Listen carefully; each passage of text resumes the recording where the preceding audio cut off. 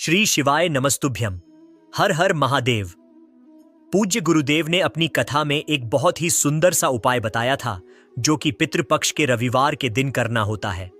और हम सभी जानते हैं कि अभी पितृपक्ष के पावन दिन चल रहे हैं, तो आपको यह मौका गंवाना बिल्कुल नहीं है। हमारे शास्त्र कहते हैं कि यह समय केवल धार्मिक दृष्टि से ही नहीं बल्कि हमारे जीवन के प्रत्येक पहलू से जुड़ा हुआ है, क्योंकि जब पितृ प्रसन्न होते हैं तो परिवार में सुख, समृद्धि, शांति, धन, ऐश्वर्य और संतोष का वास होता है।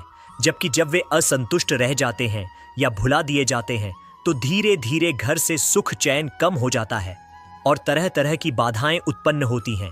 इसलिए पितृपक्ष को शास्त्रों में कृतज्ञता का समय कहा गया है, यानी अपने पूर्वजों का स्मरण करने और उन्हें धन्यवाद देने का विशेष अवसर।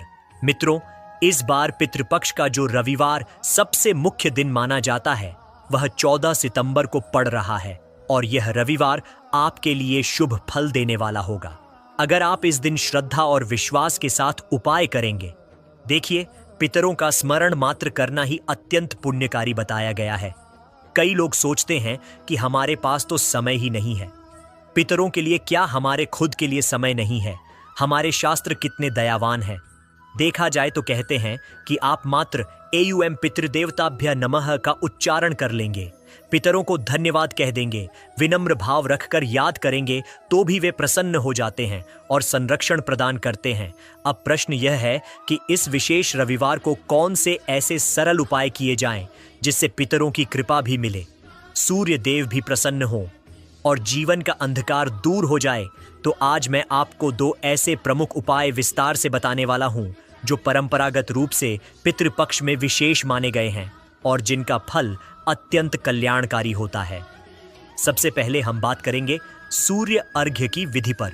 क्योंकि सूर्य देव को प्रत्यक्ष देवता कहा गया है, उनकी उपासना करने से संसार का अंधकार स्वयं ही समाप्त हो जाता है।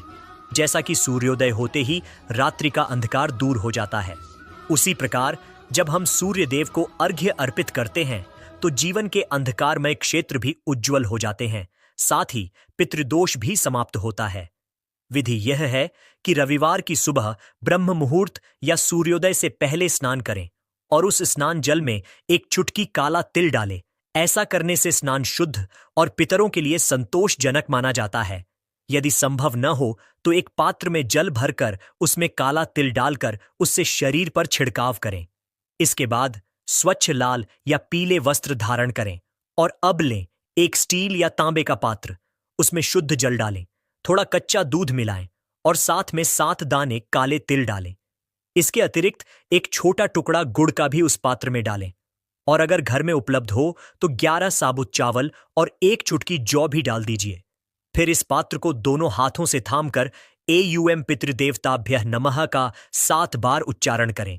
अब सूर्योदय होते ही सूर्य देव के समक्ष खड़े हों, उन्हें प्रणाम करें और यदि आपको सूर्य के 12 नाम मंत्र आते हैं, जैसे एयुएम मित्राय नमः, एयुएम रवैये नमः, एयुएम सूर्याय नमः, एयुएम भान्वे नमः, एयुएम खगाय नमः, एयुएम हिरण्यगर्भाय नमः, एयुएम मरीचये नमः, एयुएम आदित्याय नमः, एयुएम सावित्रे नमः, एयुएम अर्काय नमः, एयुएम भास्कराय नमः, तो उनका पाठ करें। अन्यथा केवल एयुएम सूर्य नमः का बारंबार उच्चारण करते जाएं और धीरे धीरे पतली धारा में सूर्य देव को अर्घ्य अर्पित करें। अर्घ्य देने के बाद उसी स्थान पर 7 परिक्रमा करें और सूर्य देव से निवेदन करें कि हमारे पितरों का कल्याण करें, हमारी भूलों को क्षमा करें और परिवार पर उनकी कृपा दृष्टि बनी रहे। फिर उसी स्थान पर खड़े होकर एयुएम पितृदेवताभ्यः नमः का 11 बार जप करें। यह भाव रखें कि हम अपने से पूर्वजों का स्मरण करते हैं, उन्हें आदर देते हैं और उनसे आशीर्वाद चाहते हैं। जब श्रद्धा और समर्पण के साथ यह उपाय किया जाता है तो अंधकारमय परिस्थितियां समाप्त होती हैं और अनेक बाधाओं से मुक्ति प्राप्त होती है। इसके बाद अब दूसरा उपाय है जो तिल और गुड़ से जुड़ा हुआ है। इस उपाय को करने के लिए रविवार के दिन एक तांबे का पात्र लें, उसमें शुद्ध जल भरें, उसमें 11 दाने काले तिल और 1 टुकड़ा गुड़ डालें। अब इस पात्र को लेकर भगवान शिव के मंदिर जाएं, वहां शिवलिंग पर इस मिश्रित जल का अभिषेक करें और श्रद्धा के साथ प्रणाम करें। पितृपक्ष के दौरान यदि तिल और गुड़ से बना यह जल भगवान शिव को अर्पित किया जाए तो जीवन में जमी हुई कर्ज की समस्याएं दूर होने लगती हैं। जो व्यक्ति लंबे समय से आड़ में दबा हो या जिसे परेशानियां बार बार घेरे रहती हों, उन्हें राहत मिलने लगती है।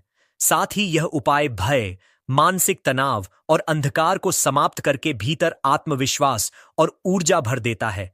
यही नहीं, पितृ भी इस अर्पण से संतुष्ट होकर अपने वंशजों को आशीर्वाद प्रदान करते हैं। शिवलिंग पर इस प्रकार जल चढ़ाते समय आप चाहें तो एयूएम पितरेश्वर महादेवाय नमः और एयूएम सूर्येश्वर महादेवाय नमः का उच्चारण कर सकते हैं। ऐसा करने से उपाय का प्रभाव और बढ़ जाता है। मित्रों, इन दोनों उपायों की सबसे बड़ी विशेषता यह है कि ये सरल हैं, समय और सामर्थ्य की अधिक आवश्यकता नहीं होती और कोई भी व्यक्ति इन्हें आसानी से कर सकता है। परंतु इनका प्रभाव गहरा होता है, क्योंकि इन उपायों से पितरों और देवताओं दोनों की कृपा सहजता से प्राप्त होती है और यह कृपा ही हमारे जीवन को आनंदमय और समृद्ध बनाती है। पितृपक्ष में हर दिन कुछ उपाय करना शुभ होता है, लेकिन अगर पूरे 16 दिन संभव न हो तो कम से कम इस खास रविवार के दिन अवश्य करें, क्योंकि यह दिन विशेष फलदायी माना गया है। याद रखें, पितृपक्ष का वास्तविक उद्देश्य केवल कर्मकांड नहीं, बल्कि अपने पूर्वजों के प्रति आभार, सम्मान और प्रेम प्रकट करना है। इसलिए चाहे आप विस्तृत विधि से उपाय करें या केवल मंत्र उच्चारण से उन्हें याद करें, यदि भाव सच्चा है तो पितर अवश्य प्रसन्न होते हैं।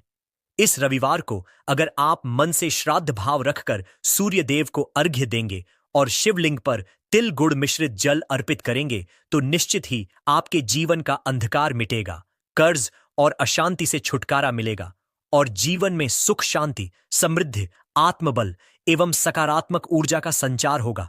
इसलिए आओ इस बार पितृपक्ष के शुभ रविवार यानी 14 सितंबर को अपने पूर्वजों को स्मरण करें, उन्हें धन्यवाद दें और इन सरल उपायों के माध्यम से उनके प्रति अपनी श्रद्धा प्रकट करें। यही सच्ची भक्ति है और यही हमारी परंपरा की सबसे बड़ी सुंदरता है कि हम केवल देवताओं को ही नहीं बल्कि अपने पितरों को भी उतना ही मान देते हैं। तो आप सभी यह उपाय श्रद्धा भावना से अवश्य करें और परिवार के साथ मिलकर पितृपक्ष को उत्सव की तरह मनाएं। अंत में मैं यही प्रार्थना करता हूं कि पितरों की कृपा सबके जीवन में सुख, शांति और स्वास्थ्य लाए और महादेव आप सब पर अपनी कृपा दृष्टि बनाए रखें। श्री शिवाय नमस्तुभ्यम। हर हर महादेव।